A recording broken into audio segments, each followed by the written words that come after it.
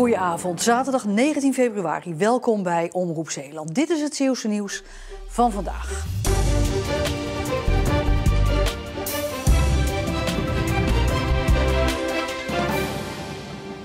Nadat storm Eunice gisteren ongenadig over Zeeland trok, kon vandaag de schade worden opgemaakt. Volgens verzekeraar ZLM zijn er nu al meer dan 1000 schademeldingen binnengekomen en zullen daar nog wel een paar duizend bij komen. Op Schouwen-Duiveland, Walcheren en in Zeeuws-Vlaanderen zaten inwoners enige tijd zonder water vanwege leidingbreuken. En dit is Middelburg bij de Cycle Hub, waar normaal gesproken fietsen worden gestald, gerepareerd en verhuurd. Wij hebben nooit de oorlog meegemaakt, maar op het moment dat je een bombardement meemaakt, dan denk ik dat je een beetje hetzelfde idee krijgt van ingestort en pijn en de neiging om nu te gaan opruimen. Maar er komt straks eerst nog een schade-expert kijken. De schade is dan ook groot. Ik verwacht dat we ongeveer zeker 50, 60 fietsen geplet zijn van mensen die in de stalling staan. En wat is het overheersende gevoel bij u? Opluchting dat er geen gewonden zijn gevallen.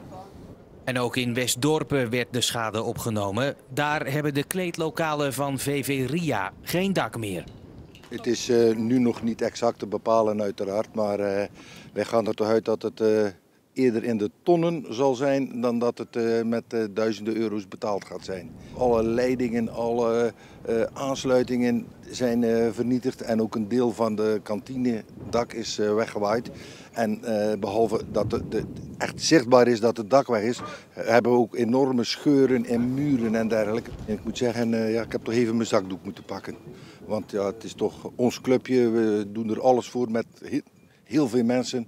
En dan zie je dat op een paar seconden toch wegvagen. Gelukkig hoeven ze het allemaal niet alleen op te lossen. Hartverwarmend de reacties die je krijgt van medeclubs hier in de buurt en van clubs uit onze competitie die ook hun hulp aanbieden. Zeggen van, mocht je eens moeilijk zitten om een training te organiseren of een wedstrijd, je kan altijd bij ons terecht. Ook van de mensen uit het dorp die reageren van, nou zullen jullie wel financiële schade en zullen we eens een oliebollenactie organiseren of een bingo of een pubquiz. We hadden vanmorgen een crisisvergadering om 9 uur met de belangrijkste mensen van de club. Komt in één keer de lokale supermarktman binnen met een doos met appelflappen. Ja, dan denk je van, geweldig. Iedereen leeft mee. Inderdaad, inderdaad. En in Oost-Soeburg kwam de gevel van een huis naar beneden. Ik kan niet begrijpen steeds. Het is een soort van film in mijn hoofd. Het is niet, ik zie mijn auto totaal kapot. Ik kan niet begrijpen steeds. Dus.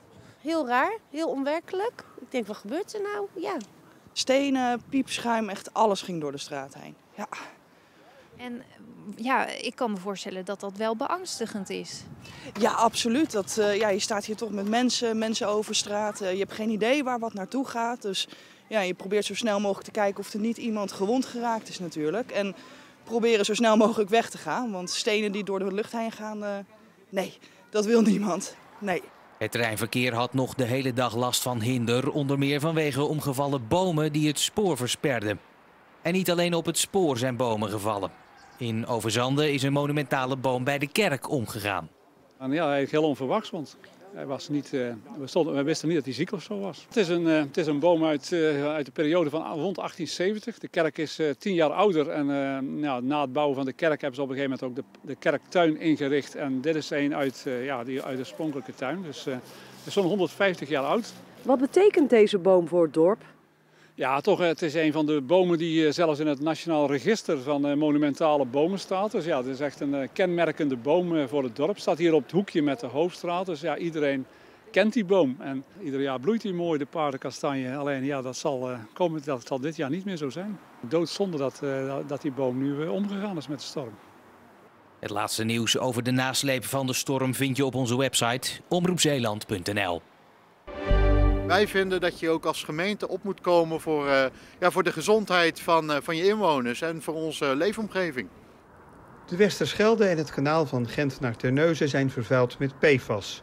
De Partij van de Arbeid stelde in november vragen aan de gemeente Terneuzen. Wat wist de gemeente en wat doet ze? De antwoorden die er nu zijn vindt de PvdA teleurstellend. Ik klopt, maar geeft primair aan van ja, het is eigenlijk onze verantwoordelijkheid niet. Dus we kunnen er weinig anders aan doen dan agenderen. In principe qua het oplossend probleem ligt niet bij ons, dat ligt bij andere instanties. Maar wat we wel kunnen doen is aandacht vragen voor het probleem. In Zeeland neemt de provincie het voortouw als het gaat om de PFAS-problematiek. De PvdA wil dat Terneuzen zelf metingen gaat doen naar PFAS en een speciale PFAS-ambtenaar aanstelt. Ik kan u verzekeren dat er nu vanuit de provincie heel veel acties worden ondernomen. Wij worden daar ook periodiek over bijgesproken. Om nu als gemeente elke individueel die acties uit te gaan zetten, dat lijkt me iets te overdreven. Ik denk dat we dat in die samenwerking moeten zoeken. De twee hoogspelende Zeeuwse teams in het amateurvoetbal tegen elkaar. Goes uit Zuid-Beveland op bezoek bij Hoek in Zeeuws-Vlaanderen. En als de rookwolken van het vuurwerk zijn opgetrokken, dan kan er gevoetbald worden. En is hier de bal bij Matthew Lenting, de doelman van Goes. Hij keerde terug onder de lat na een blessure, maar verspeelt hij wel de bal in de opbouw. En dan is het uiteindelijk Is van Baks die daarvan profiteert en Hoek om een vroege voorsprong brengt in de Zeeuwse derby. De aanvaller rond beheerst af en zet Hoek daarmee op 1-0.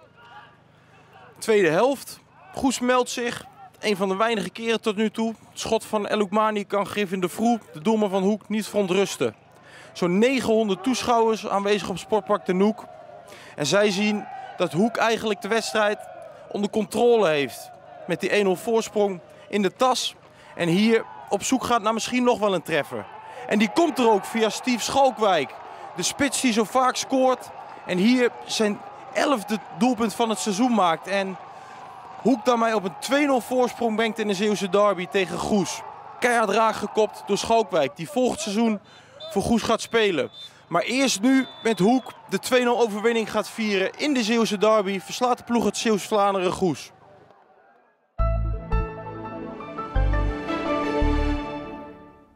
Het was gisteren de zwaarste storm sinds januari 2018... met windstoten tot 135 km per uur en tot rond 125 landinwaarts.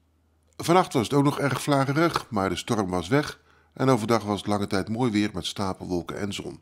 Wel nam de bewolking toe en er zijn de rest van de dag ook perioden met regen te verwachten.